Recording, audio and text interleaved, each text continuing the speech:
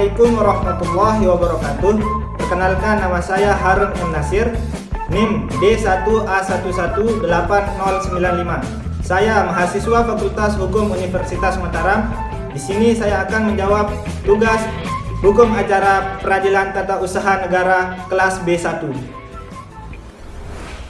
Di mana pemeriksaan di depan persidangan Pengadilan Tata Usaha Negara diawali dengan 1. Pembacaan gugatan, 2. Pembacaan jawaban, 3. Replik, 4. Duplik, 5. Pembuktian, 6. Kesimpulan, dan ke-7 putusan. Adapun di dalam pemeriksaan persidangan Peradilan Tata Usaha Negara, tahapan terbagi atas 1. Pemeriksaan dengan acara biasa. Pemeriksaan dengan acara biasa diawali dengan pemeriksaan persiapan. Pengadilan memeriksa dan memutus sengketa dengan 3 orang hakim. Kedua, pemeriksaan dengan acara cepat. Pemeriksaan dengan acara cepat dilakukan apabila terdapat kepentingan penggugat yang cukup mendesak, yang harus dapat disimpulkan dari alasan-alasan permohonannya. Penggugat dalam gugatannya dapat memohon kepada pengadilan supaya pemeriksaan sengketa dipercepat. Pemeriksaan dengan acara cepat dilakukan dengan hakim tunggal. Ketiga, pemeriksaan dengan acara singkat. Pemeriksaan dengan acara singkat dilakukan terhadap perlawanan. Perlawanan tersebut diajukan terhadap penetapan dari prosedur dismisal dalam tenggang waktu 14 hari setelah penetapan diucapkan. Penggugat ialah setiap orang atau badan hukum perdata yang merasa kepentingannya dirugikan akibat dikeluarkannya keputusan tata usaha negara. Tergugat, dalam hal ini jabatan yang ada pada badan tata usaha negara yang mengeluarkan ketetapan tata usaha negara berdasarkan wewenang dari badan tata usaha negara. Hal ini mengandung arti bahwa bukanlah orangnya secara pribadi yang digugat, melainkan jabatan yang melekat padanya. Dismisal proses adalah proses penelitian terhadap gugatan yang masuk di Pengadilan Tata Usaha Negara oleh Ketua Pengadilan. Proses pemeriksaan pada dismisal proses. A. Prosedur dismisal dilaksanakan oleh ketua dan dapat juga menunjuk seorang hakim sebagai reportir. B. Pemeriksaan dilaksanakan dalam rapat pemusyawaratan di dalam kamar ketua atau dilaksanakan secara singkat. C. Ketua pengadilan berwenang memanggil dan mendengarkan keterangan para pihak sebelum menentukan penetapan dismisal apabila dianggap perlu. D. Penetapan dismisal berisi gugatan dinyatakan tidak diterima atau tidak berdasar dan penetapan tersebut ditandatangani oleh ketua dan panitera kepala atau wakil panitera. Wakil ketua pengadilan dapat pula menandatangani penetapan dismisal dalam hal ketua pengadilan berhalangan. E. Penetapan dismisal diucapkan dalam rapat permusyawaratan sebelum hari persidangan ditentukan dengan memanggil kedua belah pihak untuk mendengarkan. F. Dalam hal ada petitum gugatan yang nyata-nyata tidak dapat dikabulkan, maka dimungkinkan ditetapkan dismisal terhadap bagian petitum gugatan tersebut atau dismisal parsial. G.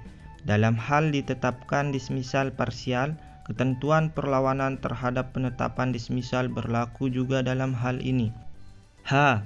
Di dalam mendismisal gugatan, hendaknya ketua pengadilan tidak terlalu mudah menggunakan pasal 62 tersebut, kecuali mengenai pasal 62 ayat 1 butir A dan E.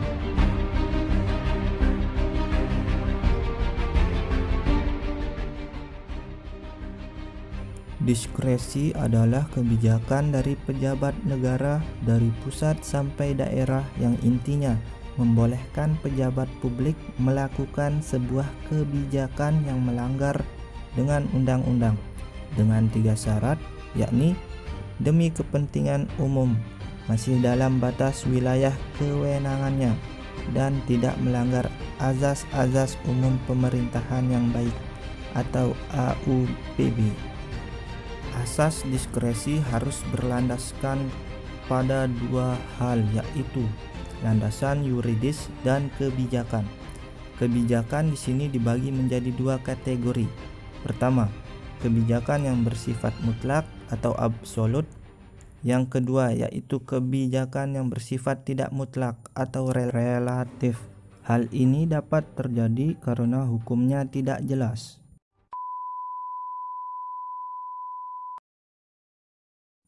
Dalam proses pembuktian, maka yang mendapat kesempatan membuktikan alat-alat bukti yang dimiliki adalah pihak penggugat terlebih dahulu, dan giliran selanjutnya adalah pihak tergugat. Dalam sistem peradilan tata usaha negara, masalah pembuktian, alat bukti yang dapat digunakan ditentukan jenis-jenisnya, yaitu sebagaimana diatur dalam pasal 100 Undang-Undang Peradilan Tata Usaha Negara sebagai berikut. 1. Surat atau tulisan. 2. Keterangan ahli. 3. Keterangan saksi. 4. Pengakuan para pihak. 5. Pengetahuan hakim.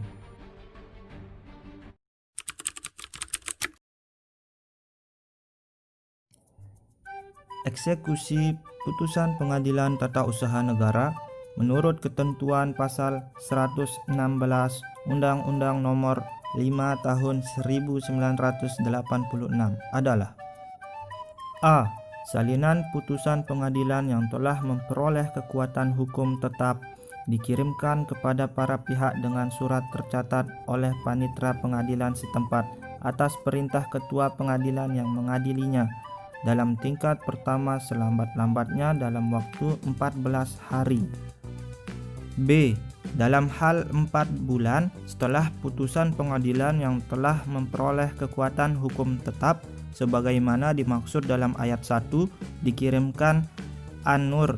Gugat tidak melaksanakan kewajiban sebagaimana dimaksud dalam pasal 97 ayat 9 huruf A, maka keputusan tata usaha negara yang disengketakan itu tidak mempunyai kekuatan hukum lagi. C.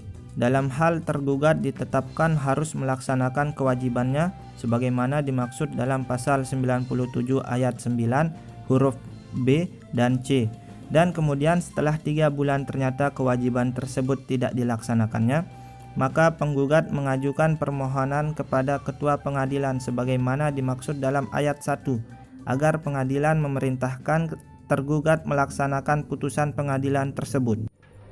D.